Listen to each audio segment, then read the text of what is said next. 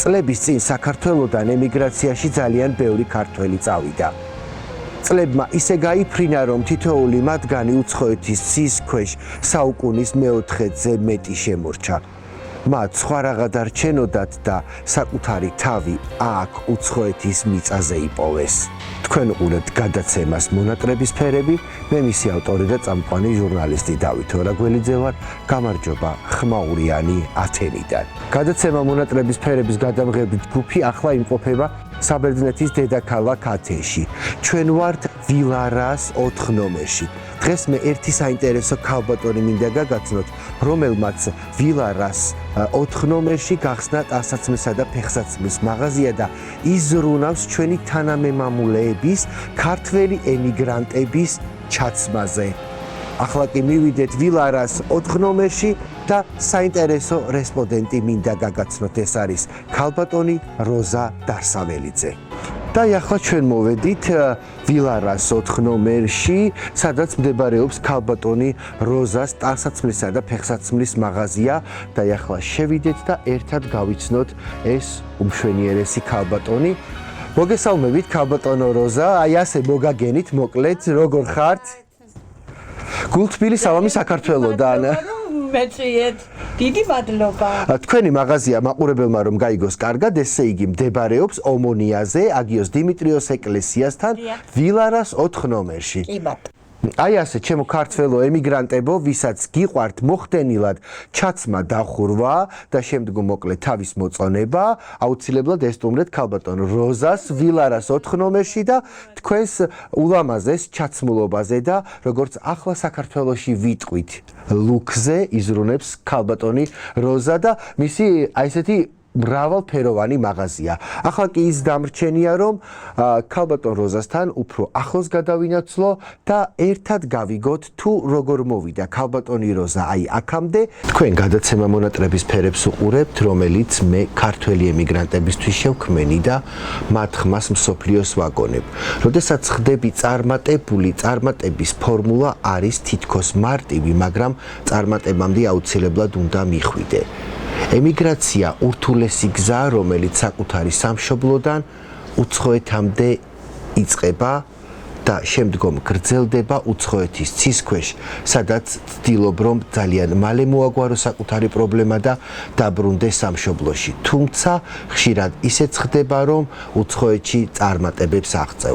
მე ახლა ვიმყოფები ვილარას 4 ნომერში ომონიაზე, ტანსაცმლისა და ფეხსაცმლის მაღაზიაში, რომელიც ეკუთვნის ქალბატონ როზას და მასაც თქვენთვის ძალიან ბევრი რა მოსაყული, რადგან მანაც ემიგრაციის ძალიან გრძელი გზა განვლო. კიდევ ერთხელ გამარჯობა ქალბატონო როზა. მადლობა რომ მოიცალეთ დატვირთული გრაფიკის გამო და იღებთ გადაცემა მონატრების ფერებში მონაწილეობას. დიდი მადლობა თქვენს. დიდი მადლობა რომ მეწვიეთ და ჩათვალეთ საჭიროდ. ქალბატონო როზა, სანამ უშუალოდ ეს თქვენი მაღაზია იქნებოდა და სანამ თქვენ ემიგრაციის გზას დაადგებოდით სამშობლოდან, მოდით დავბრუნდეთ წარსულში ძალიან ადრე, როდის გადაწყვიტეთ რომ თქვენც გეწოდებინათ საკუთარი თავისთვის ემიგრანტი. არასდროს არ მინდოდა ემიგრანტი ყოფილიყავი, არასოდეს. მაგრამ ჩემი ცხოვრების გამო და რაღაც ისე წავიდა ჩემი ცხოვრების სიტუაციები, დიდი ხანი ემიგრანტობა მომიწია რუსეთში. მოსკოვში ვცხოვრობდით 17 წელი. მეუღლე და მეღუპა იქ და მე შევრჩით მოსკოვს და იქ გავატარე 17 წელი. მაგრამ არასოდეს არ მიფიქრია იქ დარჩენა. ყოველთვის ცხოვრობდი იმ იმედით, რომ საქართველოში აქ რაღაც ფულს ვიშოვიდით, ჩავიდოდი საქართველოში.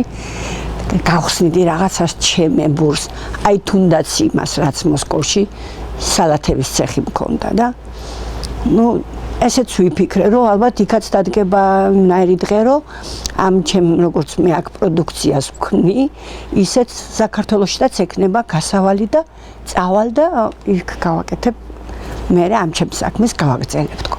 ჩამოვედი საქართველოში მე 2 წელი 2009 წელში ჩამოვედი, მაგრამ რა ვიცი, ჩემდა სამწუხაროდ და გავაკეთე ის სალათების ისიც, გავაკეთე ნამცხრების ცეხი, გავაკეთე თბილისში.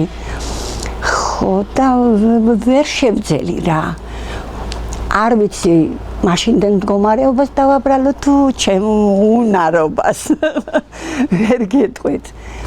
და ისევ გადავწყვიტე, რომ აი მეგობარმა მითხრა, რომ როზა მივდივარო საბერძნეთშიო. და ეს ის პერიოდია, ჯერ არ არის უვიზო რეჟიმი, ასე რომ ვთქვათ. არ არის უვიზო რეჟიმი. ძალიანაც მეშინოდა, რომ როგორ წავიდე ესე გადაპარვით. მაგრამ როცა შევხედე, რომ ვერაფერს ვერ ვაკეთებდი და ძალიან ჩავარდი კიდეც და ანუ შემოგეხარჯათ ის რაც ვიშოვე ამდენი წლების მანძილზე ძალიან ცუდად გავაბნიე და ძალიან დავკარგე რა და ბოლოს რაღაც გროშებიო რო იტყვიან შემომჩა ვიფიქრე მოდი თავს უშველი წავალთქო და კარგი დავთანხმდი რომ წამოვიდოდეთ და წამოვედით ერთად და ძალიან ძიმედ გადავიარე ეს წამოსვლა. ვის გაუმხილეთ, როდესაც უკვე მოდიხართ ემიგრაციაში საბერძნეთში? მე სამი შვილი მყავს. სამივეს, რა თქმა უნდა, უთხარი რომ დედიკო არ გამომივიდა აქ და მოდი წავალ მოშინჯა საბერძნეთზე ბევრი კარგი მქონდა გაგონილი რო გითხრათ სიმართლე. ამ გოგომაც ისე დამიხასა თუ ნუ გეშინია იქ ჩავალთო ვიცი იქო ვისთან უნდა მივიდეთო და გავრისკე რა რისკია ცხოვრება რა თქმა უნდა გზა ძალიან გამიჭირდა რა გადმოპარვით თურქეთიდან რაღაც კატერით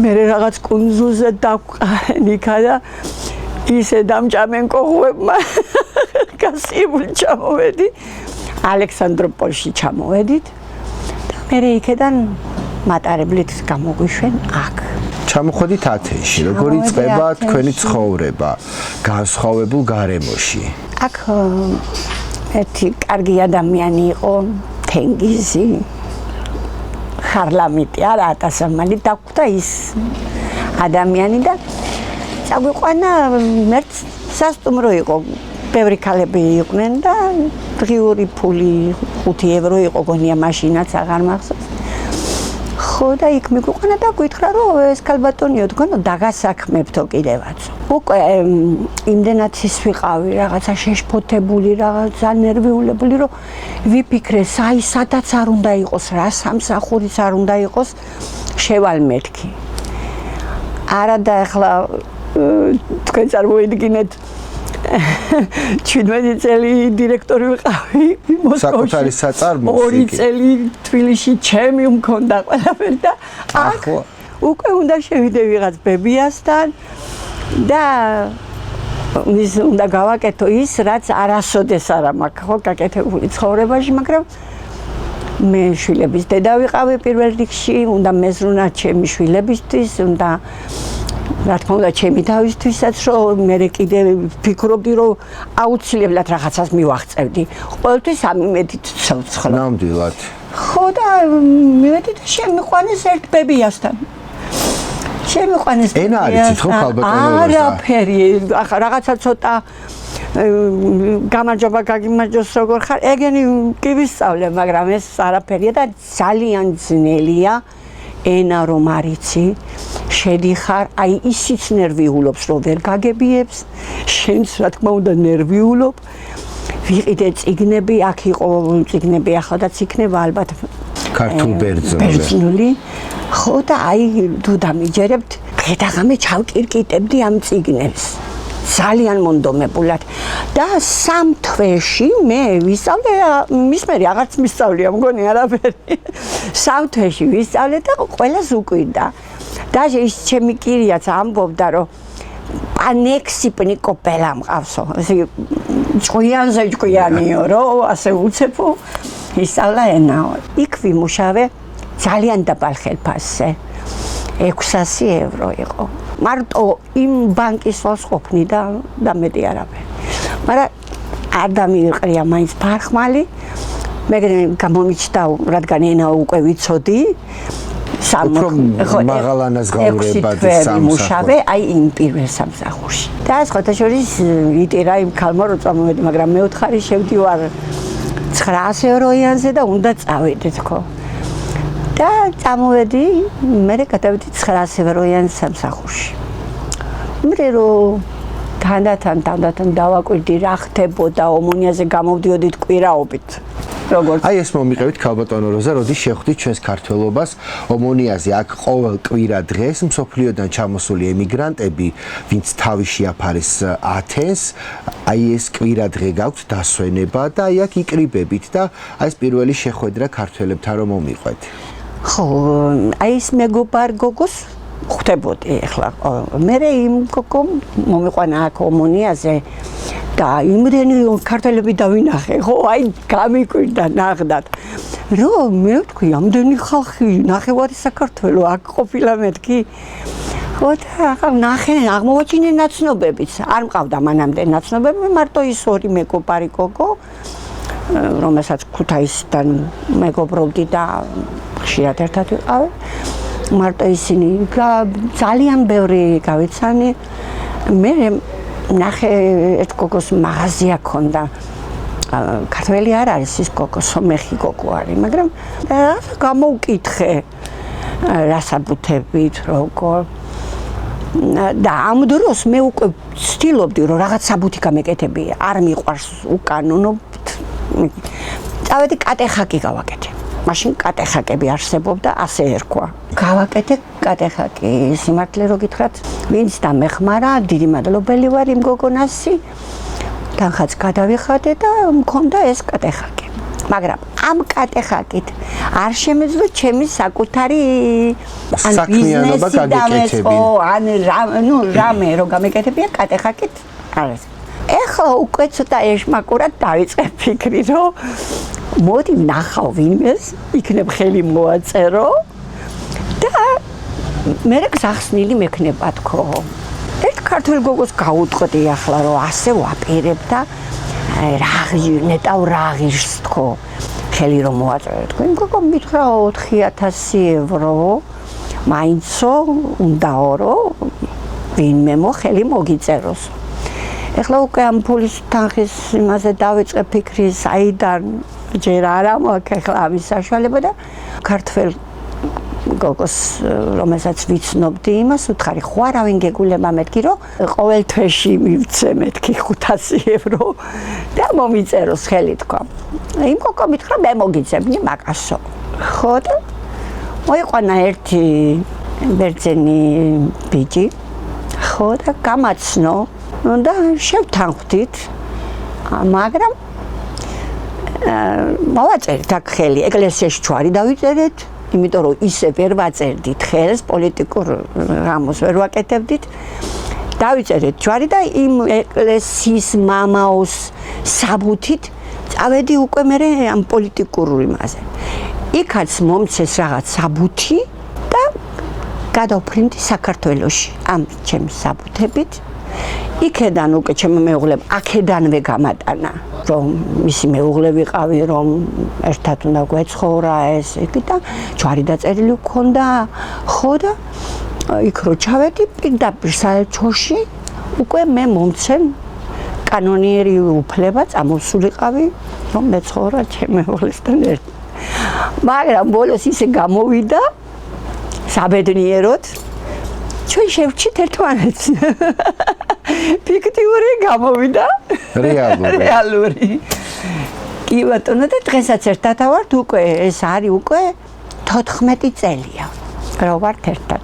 ყველა ქართველს უყვარს ჩემი მეუღლე, აი გიჟდებიან რა ქართველები ვინც იცნობს საქართველოში თუ ყავთ ნამყოფი. ესეთი უპატი კი მყავდა წაყვანილი საქართველოში და ძალიან მოეწონა.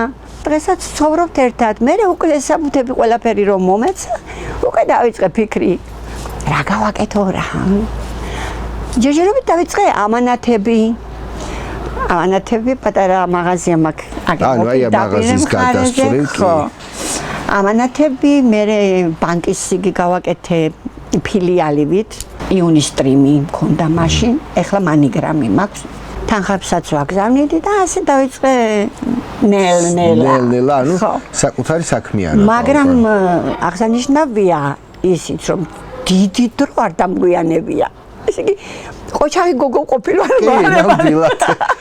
მალე აღწევდი წარმოქმნას. მალე მივასწარი ყველაფერი. მე რომ ქართველები დადიოდნენ იქ ირას მაღაზიაში, ის იქით იყო, ის გოგო, ადრე რომ გითხარით, რომ სომეხი გოგო იყო და ქონდა.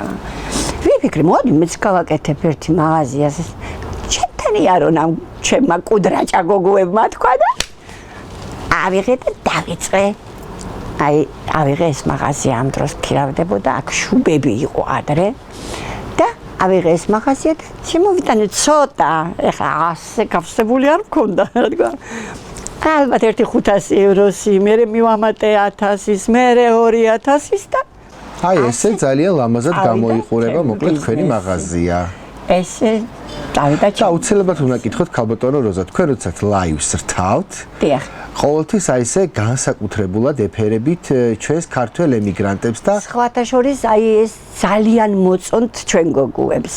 ძალიან მოწონთ და ხან რომ მოვლიან ხო მწვენია ხოლმე რომ ეტყვიან რომ ვაიმე როზიკო რატო არ გააკეთე ამ კვირაში რეკლამა შენ ისე გვეფერები ისე გველაპარაკები რომ გვიხარია და ორჯერ სამჯერ უახვევთო შენი მას აი ქალბატონო როზა აი ამ კამერაში ჩათვალოთ რომ ხართ ლაივში და აი როგორ ეფერებით ჩვენმა ტელემაყურებელმაც ვინც არ იცის თქვენი გვერდის გამოდივარ და ესე ვეუბნები გამარჯობა ჩემო კვანძალ ფუმფულიკოებო გულს ხარ დავწყვიტავ კვანძალების ყავს ფუმფულიკოებიც ყავს და ყველას უნდა მივესალმო აბა ჩემო კუდრაჭუნებო ნახეთ რაები მივიღე თქვენთვის რომ გაგახაროთ მოხვიდეთ შეიცნოთ და მეც გამეხაროთ გული აბა დავიწყოთ და ვიწყებ მე ჩამოთვლი რა მივიღე ახალი რა იგი ბოლოს კოცნას გაუგზავნი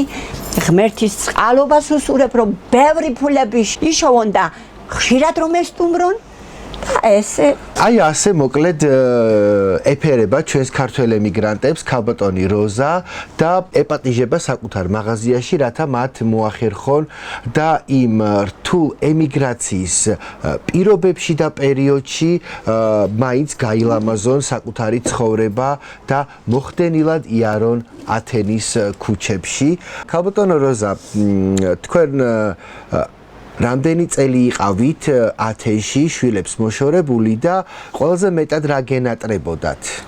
ყოველთვის მაგ საქართველოს მონატრების ძალიან მინდა. აი ეს საქმე რომ საქართველოში მქონდეს, აი რა მინდა აქ?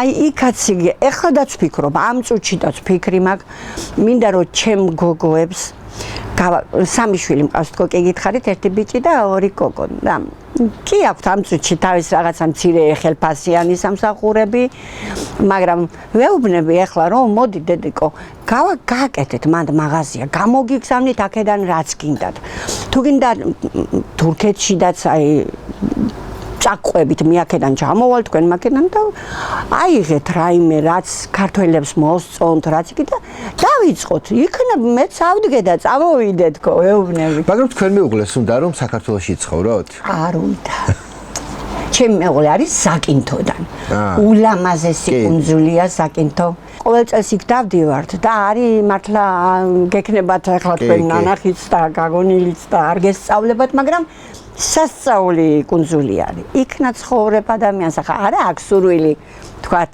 იმიტომ რომ აგერ როცა უნდა წავა, იქ ყავს თავისიანები, ჩადის ნათლობები აქვთ, რამე ქორწილი აქვთ თუ იგი და თავისიანები ახსენეთ თქვენ. თავისიანებმა ანუ როგორ მიგიღეს თქვენ ესე ქართველი ქალბატონი აი ეს არის საინტერესო ნამდვილად. თუ დამიჯერებთ, აი ისე უყვარვარ იმათ და ისეც აი რო ჩავა ზაკინთოში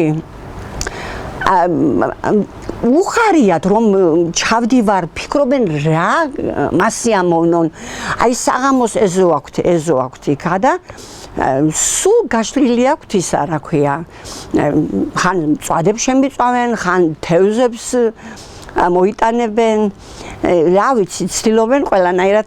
თქვენი მეუღლის ოჯახმაც ჩვეულებრივად ანუ მიგიღოთ და აი ეს ფიქტიური ქორწინება რაღაცით კიგავს ესე ვთქვათ კონკიას ზღაპარს რომ წლების განმავლობაში სანამ ათენში იყავით და ეძებდით გზას რომ საკუთარი საქმიანობა გქონოდათ რა გენატრებოდათ ყველაზე მეტად საქართველოში პირველ რიგში როგორც გითხარით იქ ყოფნა მენატრებოდა რომ მინდოდა იქ ყოფილიყავი ჩემ შვილებს ყოველ დღე ჩავხუტებოდი შვილიშვილები მყავს 5 შვილიშვილი მყავს ეს სიშორე ძალიან მკლავდა ყოველთვის ძალიან მკლავს დიდი მადლობელი ვარ მე ამ ბერძნების აი სიტყვა ვერ მომიბრუნდება რომ ამათი სამადლობელი არ ვთქვა ამ ხალხმა მე მიმიღო გულში ჩამიკრა ყველ აი ბევრი სამსახური არ ამაგამ აი ეს ორი პირველი 600 ევროზე რო ვიყავი და მეორე იმ 900 ევროიანზე რო გადავედი აი მათი შვილები ნათესავები ისინი ყველანი გულში მიკრავდნენ და შემაყვარეს ეს ხალხი შემაყვარეს ეს ქვეყანა გადამატანიეს ის არ მიშლიდნენ არც ტელეფონზე დალაპარაკებას მიშლიდნენ კომპიუტერიც არ მქონდა სად მქონდა და იგი თვითონ მომიტანენ ამათმა შემიყვანენ ინტერნეტი ყველაფერი დამაკვალიანენ ასე მაშინ ხო არ იყო სიშორისისა გადამატანინენ ამ ხალხმა ბერძნებმა ხალხმა და მე რაზედაც დიდი მადლობელი ვარ პირველი შეხვედრა სამშობლოსთან, როდესაც თქვენ რამდენიმე წლიანი განშორების შემდგომ ჩადიხართ საქართველოში, ვინ ხდებათ აეროპორტში და როგორია ეს ამდენ წლიანი განშორების შემდგომ სამშობლოსთან შეხვედრა? პირველად რომ მივდიოდი, ჩემ შვილებს უთხარი, რომ ჩემი მეგობარ ქალს ვატნევ თქო, რაღაცას თქო. და დახვდით აეროპორტში თქო. ანუ არ გაუმხილეთ თქვენ რომ მიდიოდით. მიყვარს ძალიან სიურპრიზები და ძალიან მაგარია. ხო. ძალიან ხშირად ვაკეთებ სიურპრიზებს. ხო და დახვდით მეთქი და დამხვდნენ. დახვდა ჩემი გოგო ამ კალბატს და მინახა და ვაიმე ეს დედა ჩემიაო. დაიხვდა. ელოდებოდა სხვას და ამ დროს ჩავედი მე. მე იმათმა წამიყვანენ ღამე იყო შვაღამე რა თქმა უნდა ჩვენი თვითმფრინავების ისინი განრიგები ემთხვევა ასე გვიან. ხო და მივედით ქვევით დაცვა იჯდა იმ სახლს სადაც ჩემი ბიჭი ცხოვრობს და დაცვა მეუბნება დავრეკაო და ვეტყვიო არა მეთქი გეხვეწები არ დარეკო მეთქი ამიყვანეთ პირდაპირ კარებთან თქო და ავიყვანეს იქ კარებთან და ვაკაკუნებთ კარებს, ვაზს და ალბათ ჩემო ბიჭმა ახლა ვინა ამ შოღამიზე და გამოიხედა მაშინ. ხო და ვაიმე დედიკო დაიძახა და შევედით იქ და ჩემი გოგო იმავე ბინაში ცხოვრობს, ოღონდ მესამე სართულზე ჩემი გოგოა, მეოთხე სართულზე ჩემი ბიჭი და მე ჩემ გოგოსთანაც ჩავედით და ძალიან მაგარი სიურპრიზი გამოვიდა, ძალიან სასიყვარულო და არ ვიცი გულიდან ამონახეთქი რო იყო ყველაფერი და ძალიან ვისიამოვნე. მე მომატარეს ჩამ ყველაფერი და დავბრუნდი ისე მე მეორე სამშობლოში. ესეთი იყო ჩემი ამბები. გააკეთეთ მაღაზია. დიახ. აი აქ ბევრი ქართველი მოდის. თითოეულ მათგანს ძალიან ბევრი რამ აქვს სათქმელი. თუ ყოფილა შემთხვევა, რომ ტანსაცმლის მოზომებასთან ერთად საკუთარი პრობლემებიც გაუმხელიათ თქვენთან და რამდენიმე მათგანი რომ გაიხსენოთ. ძალიან ბევრი ქალბატონები რომ მოდიან მაღაზიის გამო, ესე იგი დაჩდებიან აი წინ, დაჩდებიან ჩემ წინ და რაღაცას იტყვიან თავის იმას და არა და მერიდება ამ ხალხს რომ ეტყვიან ხოლმე შენი იმედი გვაქო და აი იმიტომ კი არ გიყურებთო რომ შენ მაღაზია გაქვს რაღაცა მართლაო გვიყვარხარ და გვეიმედებიო რომ მეუბნებიან ხანდახან მცხვენია მე რამდენ ვინმეს უნდა ვეიმედო თქვა მე რა შემიძლია თქვა და სხვათა შორის ყოფილა ისეთი შემთხვევა, რომ რომელიმე ქალბატონი მაგალითად ან საავადმყოფოში მომხდარა, ან რამე დამართია, ხო? აი, ჩემ მეუღლეს ვეტყვი ხოლმე, ვაიმე, ამას ასე მოუვიდა. გეხვეწები წამიყვანე და უცებ გავარდნილ ვართ, რომ არიქა სოტირიაში, საავადმყოფოა სოტირია, არიქა აგია ოლგა და ძალიან ბევრი ქალბატონისთვის მიმიტანია, საღამური, რაც ჭირდებათ იქ, ხალათი, რაღაცები, რომ ხანდახან არც შემიშვენ რეანიმაციაში იყვნენ, მაგრამ დავტოვე და ისა რა ქვია, უთხარით რომ ეს გადაეცით მაგ ქალბატონს არაფერი არა აქვს. ძალიან ბევრს დავხმარები ვარ. ყავს კიდე ზოგიერთი გაჭირვებული ნათესავები და თითქმის ყოველ თვეში რაღაცებს ვაგზავნი საქართველოში. ღმერთმა ნუ გამიჭიროს და მომცეს იმის საშუალება რომ დავეხმარო ყველას. ნამდვილად კარგ საქმეს საკეთებთ ქალბატონო როზა. დაჟე უცნობებსაც, აი ხომ ნახულობ მაშინ სოციალურ ქსელში, Facebook-ში რომ ნახულობ იქ, ან ანგარიშზე რამეს, ან ჩემს წერ. აქედან ძალიან ძვირია 20 евро რო დაურიცხო ანგარიშზე, 20 ევროზე 10 ევროს გთხოვენ უკვე, ასე გადარიცხო.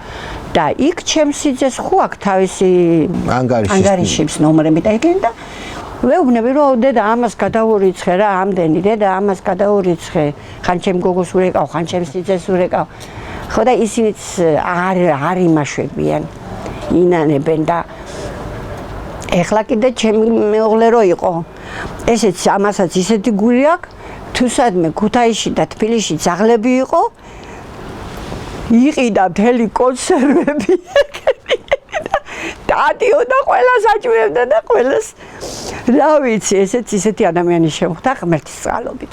როდის გაგვაცნობთ თქვენს მეუღლეს ქალბატონო როზა და გააცნობთ ჩვენს ტელემაყურებელს? ჩემ მეუღლის ახლა რა ვიცი სახლში არის ამ წუთში და შემდგომ რომ გესტუმრებით მოკლედ ათეიში უკვე აუცილებლად ძალიან საინტერესო იქნება ინტერვიუ ადამიანებთან, რომლებიც არიან საქართველოს სიძეები, ასე რომ ვთქვათ, ხო, ძალიან საინტერესო იქნება. კი. და ძალიან უყვარს ქართველები და თქვენ წარმოიდგინეთ. ისწავლა ქართული ცოტა რამე მაინც? არაფერი, არ ისწავლა. გამარჯობათ, რა ვახარ და უძახებს ჩემ ბავშვებს იქ. როგორ ახარ უძახის. ეს იცის მარტო. რაღაცები ესმის, რა თქმა უნდა. ამიტომ არის კიდე ყველაზე კარგი ჩემი მეუღლე, რომ აი რომ მივდივართ სადმე რესტორნებში და იმაში ყველა ქართულად ყაყანობთ ახლა იქ. აქ მოთმინება რომ ჩვენ გვისმინოს ბოლომდე. ძალიან მაგარი. ხანდახან საპატივცემულოდ ბერძნულ მუსიკებს შევუკვეთავთ და ესაა მისი კომფორტი მარტო. ძალიან კარგი. რა გასწავლოთ ემიგრაციამ ქალბატონო როზა და რა წაგართვათ ამასთან ერთად? ნუ წამართვა ის რომ აი ის 3 წელი დამაკარგინა. ვერ ვეხუტებოდი ჩემ შვილებს, ჩემ ქართულ მიწაზე რომ დადიხარ სულ სხვა, მაინც დაფრინავ. ეხლა ისეთი რო ვიყავით ახლა ზაფხულში იმდენი ბავშვური იგენი გავაკეთე იქ ასისულელეები. რა ქალბატონო როზა ასეთი. ხან იქ რაღაც სატრიალოები იყო, მეც ვიტრიალე, მე იქ ჩავედით მტკვარზე, იქ ვაცეკვე. არ ვიცი საიდან იყვნენ ის ხალხი, არაბები იყვნენ თუ იყვნენ, გემზე ვაცეკვე მე. ყველა. ჩემი შვილები ხვდებოდნენ სიცილი. მე ხარი აქაც ისეთი ვარ როგორც იქ. აქაც ისე ვიქნები ყოველთვის. რა ვიცი, აბა ძალიან კარგი დრო გავატარეთ სხვათა შორის საქართველოში და კარგი რაღაცები ვნახე და გამიხარდა. ყველა ეკლესიაში ვიყავით, კახეთშიდაც ვიყავით, ალავერდში და ყველგან ვიყავით. რა გასწავლათ ემიგრაციამ? მოთმინება ცოტა და მონდომება ბევრ ამას გაგაკეთებინებს.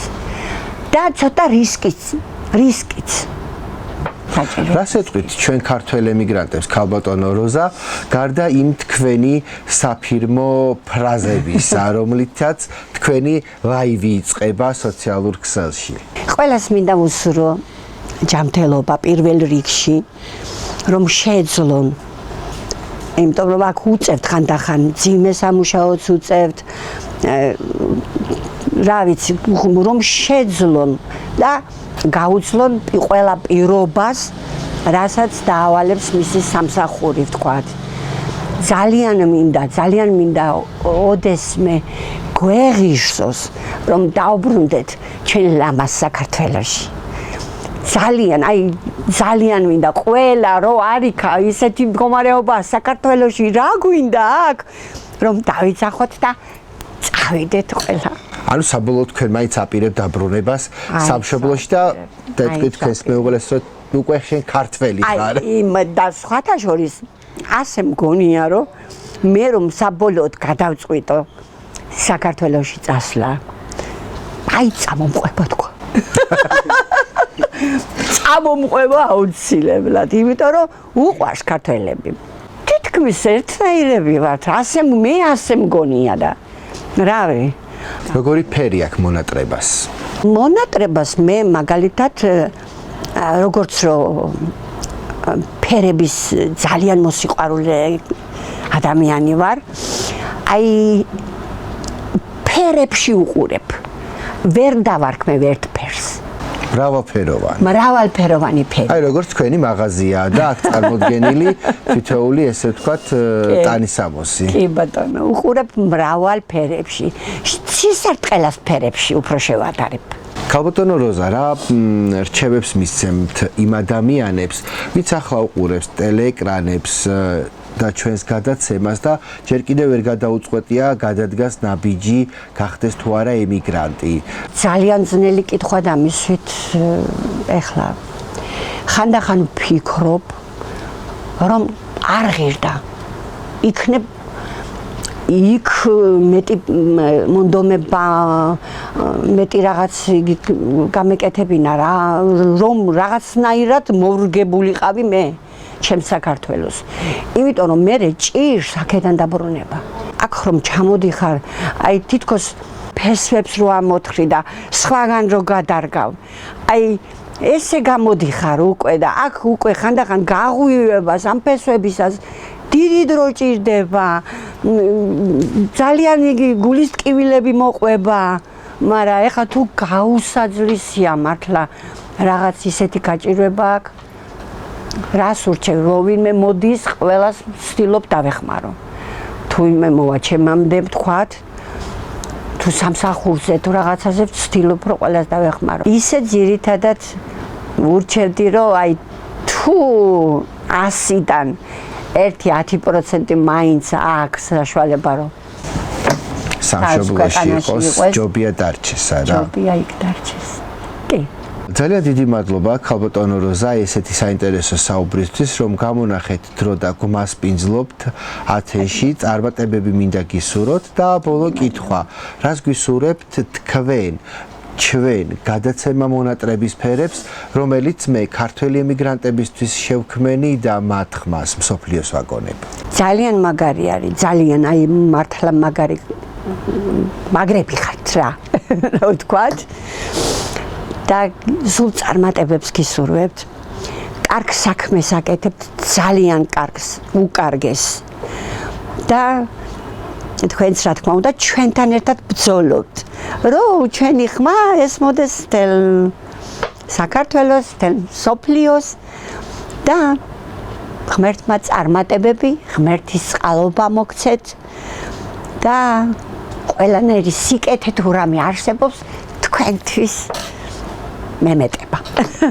ძალიან დიდი მადლობა ქალბატონო როზა კიდევ ერთხელ რომ გვასპინძლობთ ათენის შუაგულში თქვენი მაღაზია მდებარეობს ომონიაზე მინდა წარმატებები გისურვოთ თქვენ საქმიანობაში და მაინც გელოდებით იქ ჩვენს სამშობლოში საქართველოში და წარმატებები უკვე იქ ჩვენ სამშობლოში საქართველოში ნამდვილად გვჭირდება თქვენაირი ადამიანი საქართველოს და ძალიან გამიხარდება რომ უკვე წლების შემდგომ თითოეულ ქართველი ემიგრანტი დაბრუნებული იქნება სამშობლოში და მათთან გადაცემას ჩავწერ და არასდროს მომიწევს თქმა რომ ჩვენ მიმყოფებით საზღვარგარეთ და აქ ხვდებით ემიგრანტებს და თამამად ვიტყვი რომ მე დღეს მასპინძლობს სამშობლოში დაბრუნებული ქართველი ემიგრანტი. Აი ესე ყველა ქართველ ემიგრანტს გელოდებით სამშობლოში, წარმატებებს გისურვებთ. მე კი